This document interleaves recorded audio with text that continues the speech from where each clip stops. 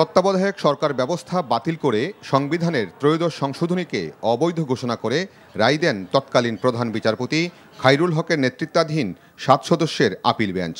সেই রায়ের বিরুদ্ধে করা 5টি পৃথক রিভিউ আবেদনের উপর 2 দিন শুনানি হয়। শুনানি শেষে আপিলের অনুমতি দিয়েছে আপিল বিভাগ। তার এই জাজমেন্টের কারণে যত আয়নাঘর বলেন, হাজার হাজার মানুষকে গুম বলেন, লক্ষ লক্ষ মামলা বলেন, এবং এই ফ্যাসিস্ট সরকারের বিনা ভোটে নির্বাচন বলেন, সবকিছু এই খায়রুল হকের এই জাজমেন্টের ফলে হয়েছে। আদেশের পর সাংবাদিকদের রাষ্ট্রের প্রধান আইন কর্মকর্তা আসাদুজ্জামান বলেন, খায়রুল হক তত্ত্বাবধায়ক সরকার ব্যবস্থা বাতিল করে যে সংক্ষিপ্ত রায় দিয়েছিলেন, পূর্ণাঙ্গ রায়ে তা পরিবর্তন করে অপরাধ করেছেন।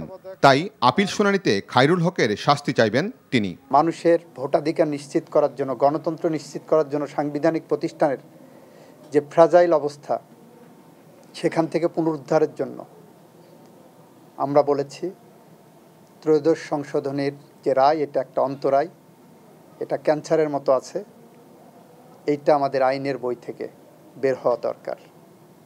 এই রায় বাতিল হওয়া দরকার।